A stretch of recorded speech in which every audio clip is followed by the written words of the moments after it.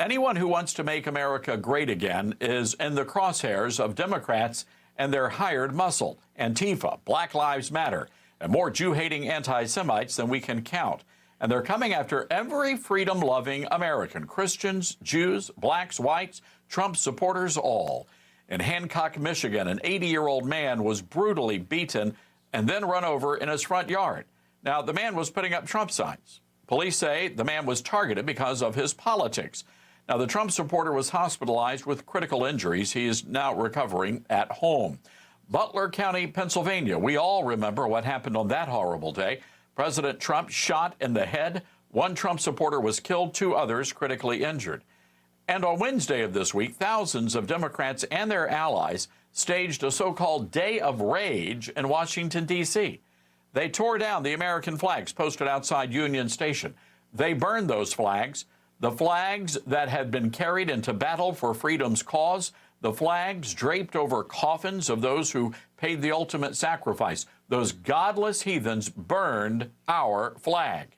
Even more disgraceful, the mob raised the Palestinian flag at Old Glory's place. They did this on American soil. American soil. One brave patriot rushed into the crowd and snatched up what was left of that burning flag. The crowd shouted and gave chase, but he was able to get away. Otherwise, those animals would have set him on fire, too. They vandalized statues and monuments. They desecrated memorials, and they scrawled an ominous message on a wall. Hamas is coming. They also clashed with police. It was absolutely disgusting. The Democrats and their pro-Hamas allies laid siege to our nation's capital. Thousands were on hand, a mob of thousands, savages. The police officers brutally beaten in the streets. 4 people were arrested, only 4 people, folks. But we have since learned that all charges were dropped.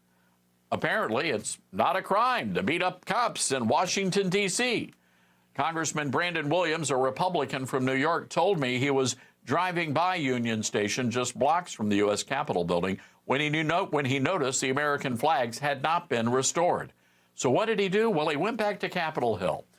He gathered up several members of Congress, including Navy veterans and Marine veterans, a couple of lawmakers from Alabama. They were in the mix. And they showed up at the crime scene armed with 3 brand new American flags. Speaker Mike Johnson was there as well, and he led the lawmakers in the Pledge of Allegiance.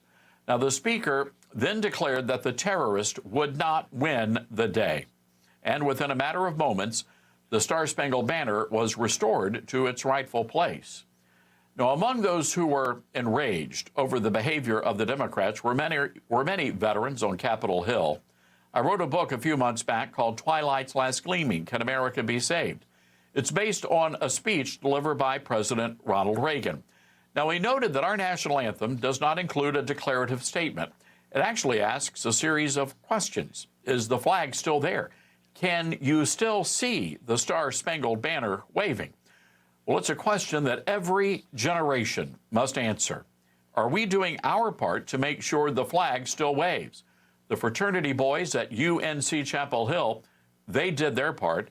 And thanks to the valiant efforts of Speaker Johnson and those red-blooded patriots, well, the Star-Spangled Banner still waves over the land of the free and the home of the brave. But we have to have a serious talk here. And we need to have a serious talk about who exactly we let into this country. Senator Tom Cotton, the Republican from Arkansas, introduced legislation yesterday that would tackle part of the problem. He wants to deport any foreigner found guilty of desecrating any statue or monument on federal property. Now, the senator said anyone who took part in the attack outside Union Station should have their visa immediately revoked. And that's all great. Good. Let's do that. But that doesn't go far enough for me. I say we deport any foreigner who burns the American flag, and we should also deport any foreigner who raises the flag of another country on American soil. What happened at Union Station should enrage every red-blooded American patriot. Today, we should all be filled with righteous indignation. The Harris-Biden regime allowed the flag of a foreign country to fly over Washington, D.C., and this administration broke its oath to protect our country from all enemies, foreign and domestic.